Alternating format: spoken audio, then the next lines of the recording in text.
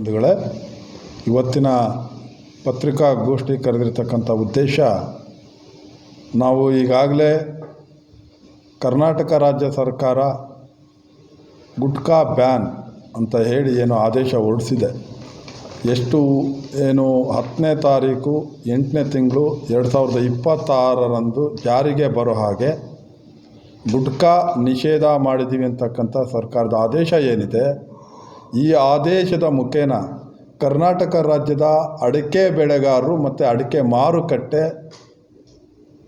ತುಂಬ ಅಸ್ತವ್ಯಸ್ತ ಆಗಿರ್ತಕ್ಕಂಥದ್ದು ಮತ್ತು ಅಡಿಕೆ ಮಾರುಕಟ್ಟೆ ಮೇಲೆ ದುಷ್ಪರಿಣಾಮ ಆಗಿ ಇವತ್ತು ಅಡಿಕೆ ರೇಟು 55,000 ಇದ್ದಿದ್ದು ಇವತ್ತು 49,000ಕ್ಕೆ ಬಂದಿದೆ. ಕಾರಣ ಇಷ್ಟೇ, ಒಂದು ಕಡೆ ಸನ್ಮಾನ್ಯ ಗೌರವಾನ್ವಿತ ಈ ರಾಜ್ಯದ ಮುಖ್ಯಮಂತ್ರಿಗಳು ಹೇಳ್ತಾರೆ, ಇವತ್ತು ನಾವು ಅಡಿಕೆ ಬೆಳೆಗಾರರ ಹಿತವನ್ನು ಕಾಪಾಡ್ತೀವಿ, ಅಡಿಕೆ ಬೆಳೆಗಾರರಿಗೆ ಯಾವುದೇ ರೀತಿ ಅನ್ಯಾಯ ಆಗದೇ ಇರೋ ರೀತಿಯಲ್ಲಿ ನಾವು ಗುಟ್ಕಾ ನಿಷೇಧವನ್ನು ವಾಪಸ್ ತಗೊಳ್ತೀವಿ ಅಂತ ಹೇಳಿ ಅವರು ಹೇಳ್ತಾರೆ. ಅದೇ ಸಂಪುಟದ ಆರೋಗ್ಯ ಸಚಿವರು ಹೇಳ್ತಾರೆ, ನಾವು ಯಾವುದೇ ಕಾರಣಕ್ಕೂ ಗುಟ್ಕಾ ನಿಷೇಧವನ್ನು ನಾವು ವಾಪಸ್ ತಗೊಂಡಿಲ್ಲ, ನಾವು ಈ ಕರ್ನಾಟಕ ರಾಜ್ಯದ ಜನತೆಯ ಆರೋಗ್ಯ ದೃಷ್ಟಿಯಿಂದ ನಾವು ಯಾವುದೇ ಗುಟ್ಕಾ ಬ್ಯಾನನ್ನು ವಾಪಸ್ ತಗೊಂಡಿಲ್ಲ ಅಂತಕ್ಕಂಥ ಆರೋಗ್ಯ ಸಚಿವರ ಹೇಳಿಕೆ ಇವತ್ತು ಈ ಸರ್ಕಾರದಲ್ಲಿ, ಈ ಸಂಪುಟದಲ್ಲಿ ಸನ್ಮಾನ್ಯ ಮುಖ್ಯಮಂತ್ರಿಗಳು ಮತ್ತು ಆ ಸಂಪುಟದ ಮುಖ್ಯಮಂತ್ರಿಗಳಲ್ಲಿ ಸಮನ್ವಯತೆ ಕೊರತೆ ಇದೆ ಅಂತಕ್ಕಂಥದ್ದು ನನಗೆ ಅವರ ಹೇಳಿಕೆಗಳ ಮುಖಾಂತರ ಗೊತ್ತಾಗ್ತಾ ಇರ್ತಕ್ಕಂಥದ್ದು. ಈ ಥರ ಗೊಂದಲಮಯ ಹೇಳಿಕೆಗಳಿಂದ ಕರ್ನಾಟಕ ರಾಜ್ಯದ ಅಡಿಕೆ ಬೆಳೆಗಾರರು ಕೂಡ ಗೊಂದಲಮಯ ಆಗಿರ್ತಕ್ಕಂಥದ್ದು. ಆದರೆ ಅಡಿಕೆ ಮಾರುಕಟ್ಟೆಯಲ್ಲಿ ವ್ಯತ್ಯಾಸ ಆಗಿರ್ತಕ್ಕಂಥದ್ದು ಕನಿಷ್ಠ 49,000ಕ್ಕೆ 5,000 ರಿಂದ 6,000 ರೂಪಾಯಿ ಮಾರ್ಕೆಟು ಕಡಿಮೆ ಆಗಿರ್ತಕ್ಕಂಥದ್ದನ್ನು ನೋಡಿದ್ರೆ ಇದು ಅಡಿಕೆ ಬೆಳೆಗಾರರ ಹಿತವನ್ನು ಕಾಪಾಡೋ ದೃಷ್ಟಿನಲ್ಲಿ ಈ ಸರ್ಕಾರ ಅಡಿಕೆ ಬೆಳೆಗಾರರ ಪರವಾಗಿಲ್ಲ ಅಂತಕ್ಕಂಥದ್ದನ್ನು ನಾವು ಹೇಳಬೇಕಾಗಿದೆ ಈ ಸಂದರ್ಭದಲ್ಲಿ. ಕಾರಣ, ಈಗಾಗಲೇ ಒಂದು ಸಾರಿ ಈ ಸಂಪುಟದ ಆರೋಗ್ಯ ಸಚಿವರು ಮಾನ್ಯ ಮಾಧ್ಯಮ ಮಿತ್ರರು ಇಂಟ್ರ್ಯೂ ಮಾಡುವಾಗ ಆರೋಗ್ಯ ಸಚಿವರು ಒಂದು ಮಾತು ಹೇಳ್ತಾರೆ, ನೀವು ನಿಕೋಟಿನ್ ಅಂಶ ಗುಟ್ಕಾದಲ್ಲಿರೋದನ್ನ ನಾವು ಬ್ಯಾನ್ ಮಾಡಿದ್ದೀವಿ ಅಂತ ಹೇಳ್ತಾರೆ. ಆಯಿತು, ಈ ರಾಜ್ಯದ ಸಾರ್ವಜನಿಕರ ಜನರ ಆರೋಗ್ಯ ಕಾಪಾಡ್ತಕ್ಕಂಥ ಘನ ಉದ್ದೇಶ ಸರ್ಕಾರದ್ದು, ನಾವು ಎರಡು ಮಾತಾಡೋದಿಲ್ಲ. ಆದರೆ ನಿಕೋಟಿನ್ ಅಂಶ ಇರ್ತಕ್ಕಂಥದ್ದು ತಂಬಾಕು ಮುಕ್ತ ಸಿಗರೇಟು, ಬೀಡಿ, ಮದ್ಯಪಾನ, ಧೂಮ್ರಪಾನವನ್ನು ಸಂಪೂರ್ಣವಾಗಿ ನಿಷೇಧ ಮಾಡಿ ಈ ರಾಜ್ಯದ ಜನರ ಆರೋಗ್ಯವನ್ನು ಹಿತವನ್ನು ಕಾಪಾಡ್ತಕ್ಕಂಥ ಘನ ಉದ್ದೇಶವನ್ನು ಈ ಸರ್ಕಾರ ಮಾಡಲಿ, ಅದಕ್ಕೆ ನಾವು ಸಹಕಾರ ಕೊಡ್ತೀವಿ. ಆದರೆ ಒಂದು ಕಣ್ಣಿಗೆ ಬೆಣ್ಣೆ ಒಂದು ಕಣ್ಣಿಗೆ ಸುಣ್ಣ ಮಾಡ್ತಾ ಇವತ್ತು ನಿಕೋಟಿನ್ ಅಂಶ ಇರ್ತಕ್ಕಂಥ ತಂಬಾಕನ್ನು ಬಂದ್ ಮಾಡಲ್ಲ ಅಂತ ಹೇಳ್ತಾರೆ. ಒಬ್ಬ ಇಂಟ್ರ್ಯೂನ ಮಾಡ್ತಾರೆ, ಒಬ್ಬರು ಮಾಧ್ಯಮ ಮಿತ್ರರು ಇಂಟ್ರ್ಯೂ ಮಾಡ್ತಾರೆ, ನಿಕೋಟಿನ್ ಅಂಶ ಇರ್ತಕ್ಕಂಥ ತಂಬಾಕನ್ನು ನೀವು ಬಂದ್ ಮಾಡ್ಬೋದಲ್ಲ ಅಂತ ಕೇಳಿದಾಗ ಹೇಳ್ತಾರೆ ಆರೋಗ್ಯ ಸಚಿವರು, ಅದು ಯಾವುದೇ ಕಾರಣಕ್ಕೂ ಅದಕ್ಕೆ ಟೊಬ್ಯಾಕೋ ಬೋರ್ಡ್ ಇದೆ, ತಂಬಾಕು ಬೆಳೀತಕ್ಕಂಥ ರೈತರು ವಿರೋಧ ಮಾಡ್ತಿದ್ದಾರೆ, ಆ ಕಾರಣಕ್ಕೆ ಅದು ಮಾಡಲಿಕ್ಕೆ ಆಗೋದಿಲ್ಲ ಅಂತ ಹೇಳ್ತಾ ಇದ್ದಾರೆ. ನಾವು ಸನ್ಮಾನ್ಯ ಆಹಾರ ಸಚಿವರಿಗೆ ಹೇಳಲಿಕ್ಕೆ ಬಯಸ್ತೀವಿ, ಇಡೀ ರಾಜ್ಯದಲ್ಲಿ 13 ಜಿಲ್ಲೆಯಲ್ಲಿ ಅಡಿಕೆ ಬೆಳೆಯನ್ನು ಬೆಳೀತಾ ಇದ್ದೀವಿ.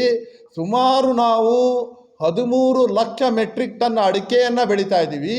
ಔಷಧೀಯ ಗುಣಗಳನ್ನು ಇರ್ತಕ್ಕಂಥ ಅಡಿಕೆಯನ್ನು ನಾವು ಕೊಡ್ತಾ ಇದ್ದೀವಿ.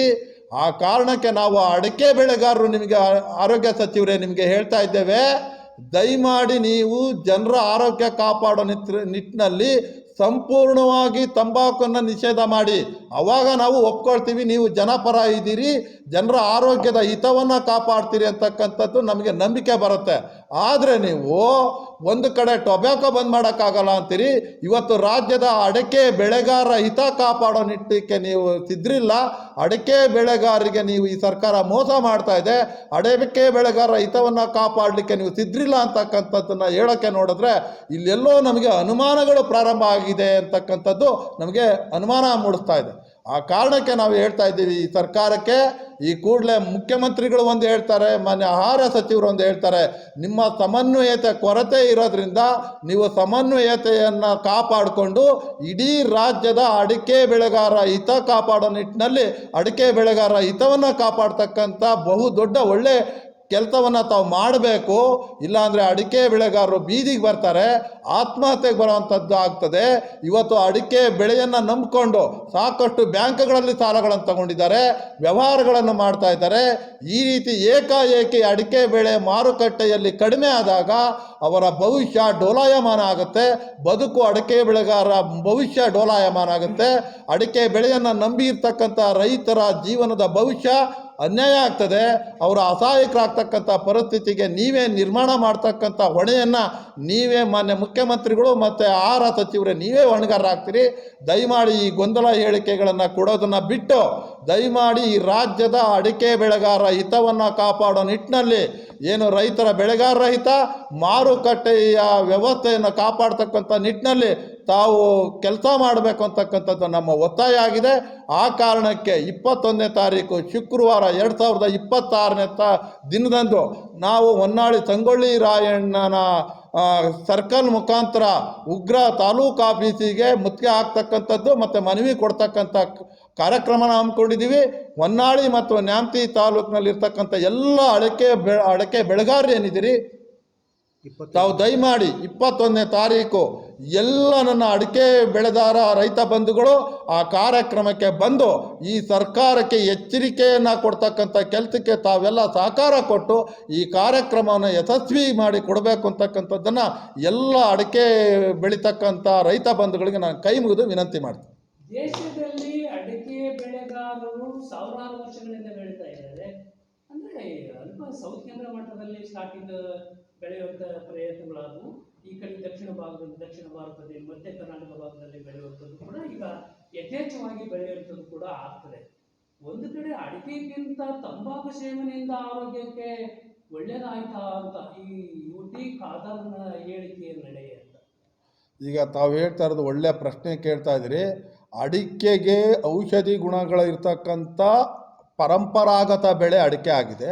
ಈಗ UT ಖಾದರ್ ಅವ್ರ ಹೇಳಿಕೆ ನೋಡಿದ್ರೆ ತಂಬಾಕು ಬೆಳೆಗಾರರನ್ನ ಸಪೋರ್ಟ್ ಮಾಡ್ತಕ್ಕಂಥದ್ದು, ಇನ್ನೂ ಜಾಸ್ತಿ ತಂಬಾಕು ಬಳಕೆ ಮಾಡಿ ಅಂತಕ್ಕಂಥದ್ದನ್ನು ಈ ಹೇಳಿಕೆ ಮುಖಾಂತರ ಇಡೀ ರಾಜ್ಯದಲ್ಲಿ ನೀವೆಲ್ಲ ತಂಬಾಕನ್ನು ಬಳಕೆ ಮಾಡಿ ಅಂತಕ್ಕಂಥದ್ದು ಇದನ್ನು ಜಗಜ್ಜಾಹೀರವಾಗಿರ್ತದೆ ಅಂತೇಳಿ ನನಗೂ ಕೂಡ ಇದು ಅನುಮಾನ ಹುಟ್ಟಿಸ್ತಾ ಇದೆ. ಆ ಕಾರಣಕ್ಕೆ ಆರೋಗ್ಯ ಸಚಿವರು ಇಡೀ ದೇಶದ ಒಟ್ಟು ಅಡಿಕೆ ಬೆಳೆಯಲ್ಲಿ 70% ಅಡಿಕೆಯನ್ನು ಬೆಳೀತಕ್ಕಂಥ ಕರ್ನಾಟಕ ರಾಜ್ಯದ ಅಡಿಕೆ ಬೆಳೆಗಾರರ ಹಿತ ಕಾಪಾಡೋ ನಿಟ್ಟಿನಲ್ಲಿ ಇವತ್ತು ಆರೋಗ್ಯ ಸಚಿವರು ಆ ನಿಟ್ಟಿನಲ್ಲಿ ಕೆಲಸ ಮಾಡಬೇಕಂತಕ್ಕಂಥದ್ದು ನಮ್ಮ ಹಕ್ಕೊತ್ತಾಯ ಆಗಿದೆ. ದಯಮಾಡಿ ನಿಮಗೆ ಇಡೀ ರಾಜ್ಯದ ಜನರ ಆರೋಗ್ಯ ಹಿತ ಕಾಪಾಡಬೇಕು ಅನ್ನೋ ಘನ ಉದ್ದೇಶ ಇದ್ದರೆ ಸಂಪೂರ್ಣವಾಗಿ ತಂಬಾಕು ಮುಕ್ತವಾಗಿರ್ತಕ್ಕಂಥ ರಾಜ್ಯವನ್ನು ಮಾಡಿ, ಆವಾಗ ನಾವು ನಿಮಗೆ ಹೇಳ್ತೇವೆ ನಿಜವಾದ ರಾಜ್ಯದ ಜನರ ಆರೋಗ್ಯ ಕಾಪಾಡಿದಂಥ ಆರೋಗ್ಯ ಮಂತ್ರಿ ಅಂತ ಹೇಳ್ತೀವಿ. ಸೇಮ್ DK ಶಿವಕುಮಾರ್ ಮತ್ತು UT ಖಾದರ್ ಆಹಾರ ಸಚಿವರಿದ್ದಾರೆ. ರೈತರ ಹಿತ ಕಾಪಾಡ್ತೇವೆ ಅಂತ ಒಂದು ಕಡೆ ಮುಖ್ಯಮಂತ್ರಿಗಳು ಹೇಳ್ತಾರೆ. ಆದರೆ ಏನು ಮಸಾಲೆ ಮತ್ತು ಗುಟ್ಕ ತಯಾರು ಮಾಡುವಂಥ ಕಂಪ್ನಿಯನ್ನ ನಿಲ್ಲಿಸಿದ್ರೆ ರೈತರ ಪರವಾಗಿ ಒಳ್ಳೆ ಕೆಲಸವನ್ನು ಮಾಡ್ಬೋದಾಗಿದೆ. ಇಲ್ಲ, ನಾವು ಹೇಳ್ತಾ ಇರೋದು ಟೊಬ್ಯಾಕೋ ಮುಕ್ತ. ಇವತ್ತು ಕರ್ನಾಟಕ ರಾಜ್ಯದ ಜನತೆಯ ಆರೋಗ್ಯ ದೃಷ್ಟಿಯಿಂದ ಯಾವುದು ಕ್ಯಾನ್ಸರ್ ಕಾರಕ ಆಗ್ತದೆ, ಯಾರು ಆರೋಗ್ಯಕ್ಕೆ ಹಾನಿಕರ ಆಗ್ತಕ್ಕಂಥದ್ದು ಏನಿದೆ, ಟೊಬ್ಯಾಕೋವನ್ನು ಬಂದ್ ಮಾಡಲಿ, ಟೊಬ್ಯಾಕೋ ಬೆಳೆಯನ್ನು ಬಂದ್ ಮಾಡಲಿ, ಮದ್ಯಪಾನವನ್ನು ನಿಷೇಧ ಮಾಡಲಿ. ಕಂಪನಿ ತಯಾರು ಮಾಡುವಂಥದ್ದು ಪರ್ಮಿಷನ್ ಒಂದು ಕಡೆ ಕೊಡುತ್ತೆ ಈ ಸರ್ಕಾರ. ಗುಟ್ಕ ತಯಾರು ಮಾಡುವಂಥ ಕಂಪನಿಗೆ ಒಂದು ಪ್ರಯತ್ನವನ್ನ ಲೈಸೆನ್ಸ್ ಅನ್ನು ಕೊಟ್ಟು ಒಂದು ಕಡೆ ರೈತರ ಬೆಳೆಗಳಿಗೆ ಪ್ರಾಮಾಣಿಕವಾಗಿ ಬೆಲೆಯನ್ನು ನಿಗದಿ ಮಾಡದೇ ಇರುವಂತ ಈ ಸರ್ಕಾರಗಳು ದ್ವಂದ್ವ ನೀತಿಯನ್ನ ತರಿಸುವಂಥದ್ದು. ಒಂದು ಕಲ್ಲಿನಲ್ಲಿ ಎರಡು ಅಂದ್ರೆ ಈ ಒಂದು ಕಡೆಗೆ ಬಿಸ್ನೆಸ್ ಹೋಲ್ಡರ್ಸ್ ಬೇಕು, ರೈತರು ಒಂದು ಕಡೆ ಸಾಯುವಂತ ಸ್ಥಿತಿ ಬರಬೇಕು ಅಂತ ಎಲ್ಲಿ ಈಗ ಸರ್ಕಾರಗಳ ಯೋಚನೆ ಏನಿದೆಯಾ ಅಂತ. ಈ ಸರ್ಕಾರಗಳು ಯಾವತ್ತೂ ಗೊಂದಲಮಯವಾಗಿರ್ತಕ್ಕಂಥದ್ದು. ನಿಜವಾದ ರೈತ ಅನ್ನದಾತನ ಪರವಾದಂಥ ಯೋಜನೆಗಳನ್ನು ಅವನ ಹಿತ ಕಾಪಾಡ್ತಕ್ಕಂಥ ಯಾವುದೇ ಕಾನೂನುಗಳನ್ನಾಗಲಿ ರೈತ ಪರ ಬದುಕಿನ ಪರವಾದಂಥ ಯೋಜನೆಗಳಾಗಲಿ ತರಲಿಕ್ಕೆ ಈ ಸರ್ಕಾರ ಈ ಸಂಪುಟದಲ್ಲಿ ಇಲ್ಲ. ಇವರು ಒಂದು ಕಡೆ ಸನ್ಮಾನ್ಯ ಗೌರವಾನ್ವಿತ ಮುಖ್ಯಮಂತ್ರಿಗಳು ಹೇಳ್ತಾರೆ, ನಾವು ಅಡಿಕೆ ಬೆಳೆಗಾರ ಹಿತ ಕಾಪಾಡ್ತೀವಿ, ಗುಡ್ಕಾ ನಿಷೇಧ ಮಾಡ್ತೀವಿ, ನಾವು ಅಡಿಕೆ ಬೆಳೆಗಾರ ಪರವಾಗಿದ್ದೀವಿ ಅಂತಾರೆ. ಅದೇ ಸಂಪುಟದಲ್ಲಿರ್ತಕ್ಕಂಥ ಇನ್ನೊಬ್ಬ ಸಹೋದ್ಯೋಗಿ ಇವರು ಆರೋಗ್ಯ ಸಚಿವರಾಗಿರ್ತಕ್ಕಂಥ UT ಖಾದರ್ ಅವರು ಹೇಳ್ತಾರೆ, ಗೊಂದಲದ ಹೇಳಿಕೆಯನ್ನು ಮಾಡಿಕೊಂಡು ಸಂಪೂರ್ಣ ಗೊಂದಲವನ್ನು ಮಾಡ್ತಕ್ಕಂಥದ್ದು ಇವರು ಕೆಲಸ ಆಗಿರ್ತಕ್ಕಂಥದ್ದು. ಇವರು ಕಂಪನಿಯ ಪರವಾಗಿ, ಕಂಪನಿಯ ಮಾಲೀಕರ ಪರವಾಗಿದ್ದಾರೆ ಹೊರತು ರೈತರ ಹಿತವನ್ನು ಕಾಪಾಡಲಿಕ್ಕೆ ಈ ಮಂತ್ರಿಗಳು ಸಿದ್ರಿಲ್ಲ ಅಂತಕ್ಕಂಥದ್ದನ್ನು ನಾವು ನೇರವಾಗಿ ಅವರನ್ನು ಆರೋಪ ಮಾಡ್ತಾ ಇದ್ದೀವಿ, ಆಗ್ರಹಿಸ್ತಿದ್ದೀವಿ. ದೇಶದ ಪ್ರಧಾನಮಂತ್ರಿಗಳು ಸನ್ಮಾನ್ಯ ನರೇಂದ್ರ ಮೋದಿಜಿ ಅವರು ಸಬ್ಕಾ ಸಾಥ್ ಸಬ್ಕಾ ವಿಕಾಸ್, ಒನ್ ನೇಷನ್ ಒನ್ ರೇಷನ್ ಅನ್ನುವ ಮನೋಭಾವ ಇರುವಂಥ ದೇಶದ ಪ್ರಧಾನಮಂತ್ರಿಗಳು ಅವರ ಸಚಿವ ಸಂಪುಟದಲ್ಲಿ ಇರ್ತಕ್ಕಂಥ ಅವರ MP ಗಳು ಸಹ ಗುಟ್ಕಾ ಕಂಪನಿಯನ್ನ ತಯಾರು ಮಾಡುವಂಥ ವ್ಯಕ್ತಿಗಳನ್ನ ಪಕ್ಕದಲ್ಲಿ ಇಟ್ಟುಕೊಂಡು ಕೇಂದ್ರ ಸರ್ಕಾರದ ಆದೇಶವನ್ನ ನಾವು ಪಾಲನೆ ಮಾಡ್ತೇವೆ ಅಂತ ಹೇಳಿ ಈ ಕಾಂಗ್ರೆಸ್ ಸರ್ಕಾರದ ಕರ್ನಾಟಕ ರಾಜ್ಯದ ಮುಖ್ಯಮಂತ್ರಿಗಳು ಆದೇಶ ಪ್ರತಿಯನ್ನ ಆ UT ಖಾದರ್ ಎಲ್ಲಿ ಒಂದು ಕಡೆ ಪಾಲನೆ ಮಾಡುವಂಥದ್ದು, ಒಂದು ಕಡೆ ಹಳ್ಳಿಗಳು ಸಬ್ಕಾ ಸಾಥ್ ಸಬ್ಕಾ ವಿಕಾಸ್, ಇಲ್ಲಿ ರೈತರ ಪರವಾಗಿರ್ತಕ್ಕಂಥ ಈ ಕಾಂಗ್ರೆಸ್ ಸರ್ಕಾರ, ಈ ಎರಡು ಪಕ್ಷಗಳ ಮಧ್ಯೆ ರೈತರು ಎಲ್ಲೇ ಒಂದು ಕಡೆ ಈ ಕುತ್ತಿಗೆ ಈಚೆಗೆ ಸಾಯಿಸುವಂತ ಪರಿಸ್ಥಿತಿ ಉದ್ಭವ ಆಗ್ಬಿಟ್ಟಿದೆಯಾ ಈ ದೇಶದಲ್ಲಿ ಅಂತ. ಅಲ್ಲಿ ಕೇಂದ್ರ ಸರ್ಕಾರದ ಭಾರತೀಯ ಜನತಾ ಪಕ್ಷದ ಕೇಂದ್ರ ಸರ್ಕಾರ ಇರ್ಬೋದು, ರಾಜ್ಯದಲ್ಲಿ ಕಾಂಗ್ರೆಸ್ ನೇತೃತ್ವದ ಕಾಂಗ್ರೆಸ್ ಸರ್ಕಾರ ಇರ್ಬೋದು, ಒಂದು ನಾಣ್ಯದ ಎರಡು ಮುಖಗಳಿವೆ. ಇವರು ಕಾರ್ಪೊರೇಟ್ ಪರವಾಗಿದ್ದಾರೆ ಹೊರತು ಈ ದೇಶದ ಅನ್ನದಾತರ ಪರವಾಗಿ ಕಾನೂನನ್ನು ಮಾಡಲಿಕ್ಕೆ ಸಿದ್ಧರಿಲ್ಲ. 40 ಜನ ಕಾರ್ಪೊರೇಟ್ರ್ ಪರವಾಗಿ ಕಾನೂನು ಮಾಡ್ತಾರೆ ಹೊರತು ಈ ದೇಶದ ಅನ್ನ ಕೊಡ್ತಕ್ಕಂಥ 70% ರೈತರ ಪರವಾಗಿರ್ತಕ್ಕಂಥ ನೀತಿಗಳನ್ನು ಜಾರಿ ತರಲಿಕ್ಕೆ ರೆಡಿ ಇಲ್ಲ. ಈ ಎರಡೂ ಸರ್ಕಾರಗಳು ರೈತ ವಿರೋಧಿಗಳಿದ್ದಾರೆ. ಈ ಕೇಂದ್ರ ಸರ್ಕಾರದ ಬಹುದೊಡ್ಡ ಜವಾಬ್ದಾರಿ MSP, ಮಿನಿಮಮ್ ಸಪೋರ್ಟ್ ಪ್ರೈಸ್, ಕನಿಷ್ಠ ಬೆಂಬಲ ಬೆಲೆ ಇರ್ತಕ್ಕಂಥದ್ದಾಗ್ಬೋದು, ಏನು ಆ ರೈತರ ಆರ್ಥಿಕ ಮಟ್ಟವನ್ನು ದ್ವಿಗುಣ ಮಾಡ್ತೀವಿ ಅಂತಕ್ಕಂಥ ಕೇಂದ್ರ ಸರ್ಕಾರದ ನೀತಿ ಇರ್ಬೋದು, ಇವ್ಯಾವೂ ಕೂಡ ರೈತರಿಗೆ ದ್ವಿಗುಣ ಆಗ್ತಕ್ಕಂಥ ಯಾವ ಯೋಜನೆಗಳಿಲ್ಲ. ಎರಡೂ ಸರ್ಕಾರಗಳು ಒಂದು ನಾಣ್ಯದ ಎರಡು ಮುಖಗಳು. ರೈತರ ಹಿತವನ್ನು ಕಾಪಾಡೋದಕ್ಕೆ ಇವ್ರು ಯಾರೂ ಸಿದ್ಧರಿಲ್ಲ. ಇವೆರಡೂ ಸರ್ಕಾರಗಳು ರೈತ ವಿರೋಧಿ ಸರ್ಕಾರಗಳು ಅಂತ ಹೇಳಿ ನಾವು ಘಂಟಾಘೋಷವಾಗಿ ಹೇಳ್ತೇವೆ. ದೇಶದ ಪ್ರಧಾನಮಂತ್ರಿಗಳು ಇಂಪೋರ್ಟ್ ಮಾಡುವಂತ ಅಡಿಕೆ, ಬೇರೆ ದೇಶಗಳಿಂದ ಮಾಡುವಂತ ಕಚ್ಚಡ, 3rd 4th ರೇಟ್ಸ್ ಅಡಿಕೆಯನ್ನು ಗುಟಕಕ್ಕೆ ಹಾಕ್ತಾರೆ. ನಮ್ಮ ದೇಶದಲ್ಲಿ ಅಥವಾ ನಿಮ್ಮ ಭಾರತ ದೇಶದಲ್ಲಿ ಬೆಳೆಯುವಂಥ ಅಡಿಕೆಯನ್ನ ಅದಕ್ಕೆ ಬಳಕೆ ಮಾಡಿದರೆ ನಿಮ್ಮ ರೈತರ ಬೆಳವಣಿಗೆ ಇನ್ನೂ ಉಜ್ವಲವಾಗಿ ಆಗೋದೇನೋ. ಇಲ್ಲ, ಒಂದು ಹೊರದೇಶದಿಂದ ಇಂಪೋರ್ಟ್ ಮಾಡ್ಕೊಳ್ತಾರೆ, ಇಲ್ಲಿ ಅಡಿಕೆಯನ್ನ ಅದಕ್ಕೆ ಹಾಕೊಂಡ್ರೆ ಉತ್ಕೃಷ್ಟವಾಗಿ ರೈತರಿಗೆ ಬೆಳೆ ಸಿಗುವಂಥದ್ದು ಆಗೋದು. ಆ ನಿಟ್ಟಿನಲ್ಲಿ ಮುಕ್ತ ಮಾರುಕಟ್ಟೆ ವ್ಯವಸ್ಥೆನಲ್ಲಿ ಬೇರೆ ದೇಶ, ಅದಕ್ಕೆ ನಾವು ಹೋದರೆ ತುಂಬ ಹಿನ್ನೆಲೆ ಇದೆ. ಆ ಕಾರಣಕ್ಕೆ ನಾವು ನೇರವಾಗಿ ಹೇಳಲಿಕ್ಕೆ ಬಯಸ್ತಿದ್ದೇವೆ.